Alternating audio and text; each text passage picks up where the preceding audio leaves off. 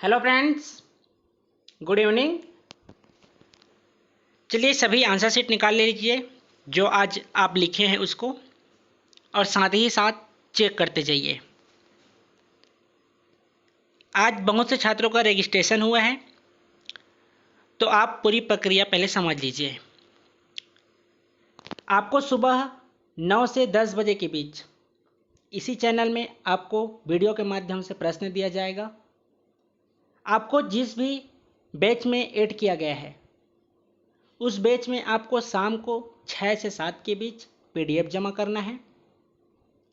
उसका फीडबैक आपको mega test में संडे को, जो सैटरडे को होता है, आपको सैटरडे संडे ओवरऑल सोमवार से लेकर शनिवार तक जितना आप PDF जमा किए रहेंगे उसका फीडबैक दिया जाएगा। मेगा टेस्ट में आपके प्राप्तांक भी बताएंगे। जितने भी सम्मिलित होते हैं, जितने भी मेंस आंसर राइटिंग का ग्रुप है, उसके हिसाब से टॉप 10 छात्रों का नाम भी बताया जाता है। तो सारी प्रक्रिया आपको वीडियो के माध्यम से ही प्राप्त होगी। यदि अभी तक आप हमारे चैनल को सब्सक्राइब नहीं किए हैं तो सब्सक्राइब कर लीजिए। आज हम मेंस आंसर राइटिंग का 25वां दिन का मॉडल आंसर देखने जा रहे हैं। ताकि आपको समय पर नोटिफिकेशन मिले, इसलिए चैनल को सब्सक्राइब कर लीजिएगा और अपने दोस्तों को अधिक से अधिक लोगों को शेयर कर दीजिएगा। रजिस्ट्रेशन कराने के बाद आपको हमारे व्हाट्सएप ग्रुप में हम ऐड कर देंगे। कॉन्टैक्ट नंबर दिया गया है, नोट डाउन कर लीजिए, व्हाट्सएप SMS कर दीजिएगा। आपको हमारे मेंस आंसर राइटिंग ग्रुप में आपको ऐड कर देंगे। आज आप लोगों को 6 प्रश्न दिया गया था। बहुत से छात्रों ने PDF जमा किए हैं। पहला प्रश्न था, रामगढ़ की पहाड़ी का उल्लेख कीजिए। सोमवार से लेकर शुक्रवार तक जितने भी टेस्ट होते हैं, नए छात्र ध्यान देंगे।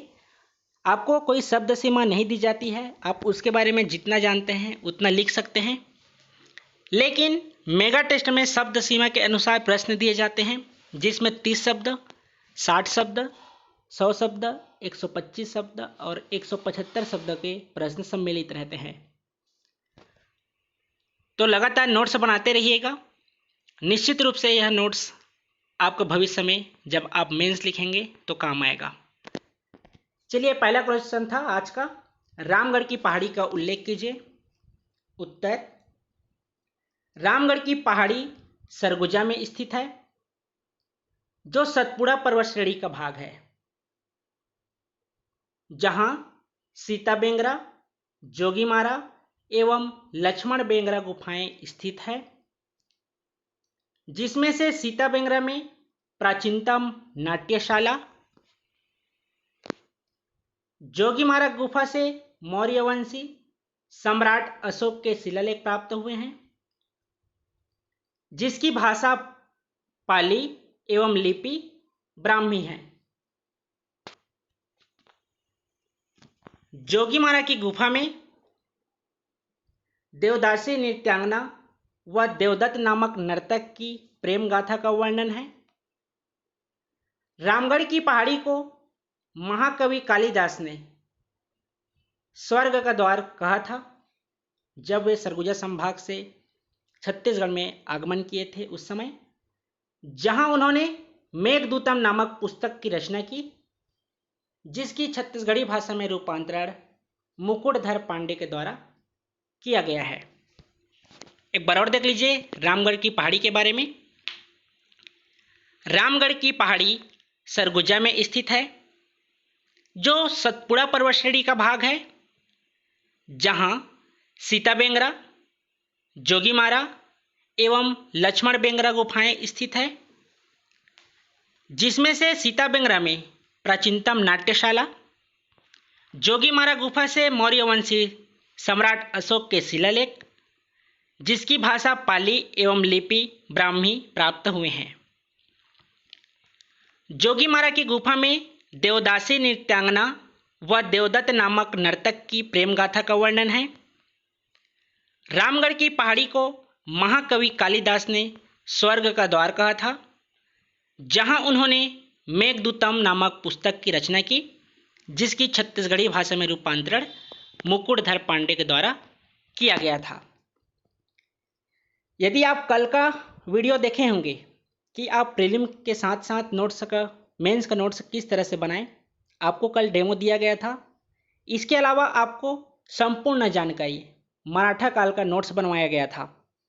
जो अभी तक नहीं देख पाए हैं, चैनल में जाकर देख लीजिएगा किस तरह से आपको कितने शब्द सीमा के अनुसार जो टॉपिक बताए गए थे उसको लिखना है। निश्चित रूप से वह आपका काम आएगा। नोट्स बना लीजिएगा। मराठा काल, मौर्य वंश और गुप्त वंश आपको डेमो के रूप में पूरा नोट्स प्रोवाइड किया गया है वीडियो में, तो आप नोट्स बना लीजिएगा। चलिए, आज का दूसरा प्रश्न था, काकीनाड़ा अधिवेशन का छत्तीसगढ़ में क्या प्रभाव दिखा। दूसरा प्रश्न दिया गया था, काकीनाड़ा अधिवेशन का छत्तीसगढ़ में क्या प्रभाव दिखा। देख लीजिए, कांग्रेस का काकीनाड़ा अधिवेशन 1923 में हुआ था, जिसकी अध्यक्षता मौलाना मोहम्मद अली के द्वारा किया गया था। इस अधिवेशन में छत्तीसगढ़ से नारायण राव मेघावाले के नेतृत्व में बस्तर क्षेत्र से 23 लोग पैदल गए थे, जिसका उद्देश्य राजनीतिक जागरूकता फैलाना था। यह क्या है, जो काकीनाड़ा अधिवेशन हुआ था उसका छत्तीसगढ़ में प्रभाव बारे में है। एक बार और देख लीजिए, कांग्रेस का काकीनाड़ा अधिवेशन 1923 में हुआ था। याद रखेंगे, प्रीलिम्स के लिए भी महत्वपूर्ण है। जिसकी अध्यक्षता मौलाना मोहम्मद अली के द्वारा किया गया था। इस अधिवेशन में छत्तीसगढ़ से नारायण राव मेघावाले के नेतृत्व में बस्तर क्षेत्र से 23 लोग पैदल गए थे। पैदल जाने का उद्देश्य क्या था, तो इसका उद्देश्य था राजनीतिक जागरूकता फैलाना। ये आपका काकीनाड़ा अधिवेशन है। जो वीडियो देखे हैं वे इसका नोट्स आज बनाए हैं, मतलब जो क्वेश्चन दिया गया था उसको सॉल्व किए हैं। और जो वीडियो नहीं देख पाए हैं वह इस प्रश्न को छोड़ दिए हैं। तो याद रखिएगा, प्रीलिम्स भी उतना ही महत्वपूर्ण है जब आप मेंस आंसर राइटिंग कर रहे हैं। तो वीडियो देखा किया कीजिए। आपको रिवाइज करने के लिए वीडियो प्रोवाइड किया जाता है और कुछ तथ्य वहाँ मिले, इसके लिए सुबह आपको वीडियो प्रोवाइड किया जाता है। यह आपका दूसरा प्रश्न था। इसी में तीसरा प्रश्न दिया गया था, कांग्रेस के वर्धा अधिवेशन का छत्तीसगढ़ में क्या प्रभाव हुआ। आपको वर्धा अधिवेशन के बारे में बताना था। तो कांग्रेस का वर्धा अधिवेशन कब हुआ था जी, 1942 में। इसमें क्या था, जो कांग्रेस का वर्धा अधिवेशन हुआ था 1942 में, जिसकी अध्यक्षता मौलाना अबुल कलाम आजाद के द्वारा की जा रही थी। हुआ क्या था, यहीं से भारत छोड़ो आंदोलन की शुरुआत की गई थी। इस अधिवेशन में लिख लीजिए, छूट गया है, वर्धा अधिवेशन में छत्तीसगढ़ से पंडित रविशंकर शुक्ल, घनश्याम सिंह गुप्त, बैरिस्टर छेदीलाल, महंत लक्ष्मी नारायण, यति यतनलाल ने भाग लिया था। लेकिन अधिवेशन से वापसी के दौरान इन नेताओं को मलकानपुर नामक स्थान पर गिरफ्तार कर लिया गया। लिख लिए, एक बार और देख लीजिए, कांग्रेस का वर्धा अधिवेशन 1942 में हुआ था, जिसकी अध्यक्षता मौलाना अबुल कलाम आजाद के द्वारा किया गया था।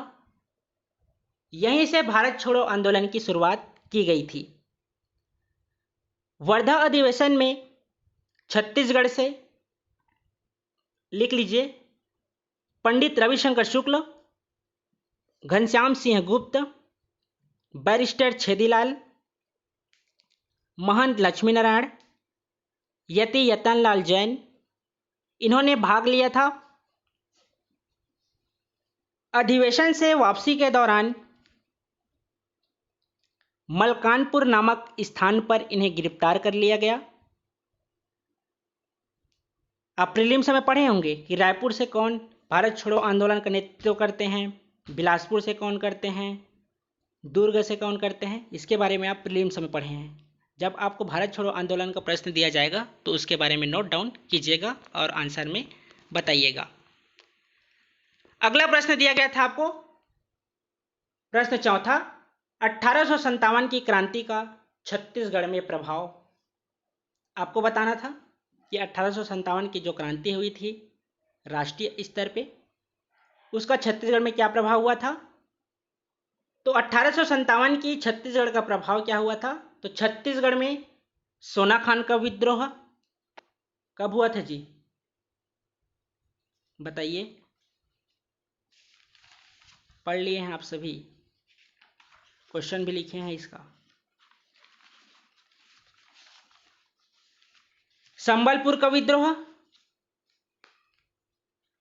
1819 वाला पहला है, संबलपुर का विद्रोह हुआ, सारंगगढ़ का विद्रोह और सोहागपुर का विद्रोह हुआ था, जिसमें सोना खान का विद्रोह 1856 में, संबलपुर का विद्रोह, सारंगगढ़ का विद्रोह और सोहागपुर का विद्रोह 1857 में हुआ था। इसके बारे में आप प्रश्न भी सॉल्व किए हैं। इसके नेतृत्वकर्ता क्या कारण थे, कौन मुखबरी किए थे, ये परमानेंट उसी प्रश्न का आंसर था। तो इसमें केवल आपको यह बताना था कि क्या क्या घटनाएं हुई हैं। तो सोना खान का विद्रोह 1856, संबलपुर का विद्रोह, सारंगगढ़ का विद्रोह और सोहागपुर का विद्रोह 1857 आदि छत्तीसगढ़ में हुए हैं। ये आपका चौथा प्रश्न था। पांचवा, लोक संस्कृति किसे कहते हैं। बहुत से छात्रों ने अच्छा लिखे हैं, तो आप कुछ तथ्य छूट गए होंगे तो उसको ऐड कर लीजिएगा। और जो इंग्लिश मीडियम वाले हैं वह इस मॉडल आंसर को ट्रांसलेट करके हमारे जीतन सर को अगर चेक कराना चाहें तो भेज सकते हैं। जो कमी रहेगी सर बता देंगे, लेकिन जो मॉडल आंसर प्रोवाइड किया जा रहा है उसको ट्रांसलेट करके भेजिएगा, न कि चेक करने के लिए। आपका मेंस आंसर राइटिंग का नोट्स शनिवार को मेगा टेस्ट में ही चेक किया जाएगा और पर्सनली आपको फीडबैक दिया जाएगा और आपकी कमियों को बताया जाएगा। तो आइए देख लीजिए लोक संस्कृति क्या है। लोक संस्कृति, छत्तीसगढ़ व्यापक रूप से गांव कस्बों का प्रदेश है। यहाँ की संस्कृति को लोक संस्कृति के रूप में देखना ही अधिक सार्थक है। सबकी मिलीजुली संस्कृति लोक संस्कृति कहलाती है, जिसमें इन सब का अलग अलग रहन सहन, वेशभूषा, खान पान, पहरावा ओढ़ावा, चाल व्यवहार, नृत्य, गीत, कला कौशल, भाषा आदि सब अलग अलग दिखाई देते हैं। यही लोक संस्कृति है। क्या है लोक संस्कृति, एक बार और देख लीजिए। लोक संस्कृति, छत्तीसगढ़ व्यापक रूप से गांव कस्बों का प्रदेश है। यहाँ की संस्कृति को लोक संस्कृति के रूप में देखना ही अधिक सार्थक है।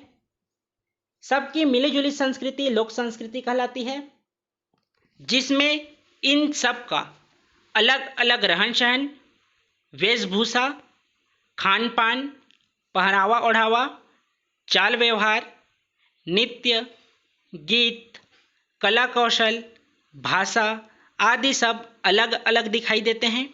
यही लोक संस्कृति है। तो ये था आज का 5वां प्रश्न। 6वां प्रश्न देख लीजिए, राजिम मेले का उल्लेख कीजिए। आपको केवल राजिम मेले के बारे में बताना था। देखेंगे बहुत से छात्रों ने क्या किया है, रायपुर से उसकी दूरी बताए हैं। आपको राजिम स्थान के बारे में नहीं पूछा गया था, आपको मेले के बारे में पूछा गया है। प्रीलिम्स की जब कक्षाएं ले रहा था तो वहां उल्लेख भी किया था कि राजिम मेले के बारे में पूछा जाए तो आप केवल मेले का वर्णन कीजिएगा। जब आपको स्थान के बारे में पूछा जाए तब बताइएगा कि वहाँ क्या साक्ष्य प्राप्त हुए हैं और कौन से जिले में निवासरत हैं। कोई भी प्रश्न आंसर में चाहे 30 शब्द के रहें, 60 शब्द के रहें, 100, 125 किलोमीटर को मत दर्शाइएगा। आपको सभी स्थान का किलोमीटर बिल्कुल भी याद नहीं होगा। आप लिखेंगे रायपुर से इतना दूरी किलोमीटर में है, तो इन सभी को दर्शाने की ज़रूरत नहीं है कि कितना किलोमीटर में है। और याद रखेंगे, मेला अगर पूछा जाए तो केवल मेले का उल्लेख कीजिएगा। स्थान के बारे में पूछा जाए तो स्थान में जो भी साक्ष्य प्राप्त हुए हैं उसके बारे में उल्लेख कीजिएगा। बहुत से छात्रों ने उसके शासक, विलासतुंग, विरूपाक्ष इन सभी का वर्णन किए हैं, मंदिर का उल्लेख किए हैं, शासक का उल्लेख किए हैं। तो इसका जरूरत आपको जब स्थान में पूछा जाएगा तो कीजिएगा। राजिम मेला क्या है? राजिम महानदी पैरी और सोंढूर के संगम स्थल पर गरियाबंद जिले में स्थित है, जहां प्रतिवर्ष माघ पूर्णिमा से महाशिवरात्रि तक मेला लगता है। इसे राज्योलोचन महोत्सव के रूप में मनाया जाता है, जिसकी शुरुआत 2001 से हुई है। और विशेष क्या है, 2005 से कुंभ के रूप में भी मनाया जाता है। आप सभी जानते होंगे कुंभ मेला क्या है। तो ये रहा आपका राजिम मेला का उल्लेख करना था आपको। तो राजिम महानदी पैरी और सोंढूर के संगम स्थल पर गरियाबंद जिले में स्थित है, जहां प्रतिवर्ष माघ पूर्णिमा से महाशिवरात्रि तक मेला लगता है। इसे राज्योलोचन महोत्सव के रूप में मनाया जाता है, जिसकी शुरुआत 2001 से हुई है। तो ये रहा आज का आपका 6 प्रश्न का मॉडल आंसर। कल आप तैयार रहिएगा, आपको कल भी छत्तीसगढ़ के इतिहास और छत्तीसगढ़ का सामाजिक परिदृश्य इसका प्रश्न दिया जाएगा। शायद अक्टूबर के पहले वीक तक ये दोनों विषय आपके समाप्त हो जाएंगे। उसके बाद या तो तीसरा पेपर और छठवां पेपर को ही पूरा कंप्लीट करेंगे या छत्तीसगढ़ के भूगोल को सॉल्व करेंगे।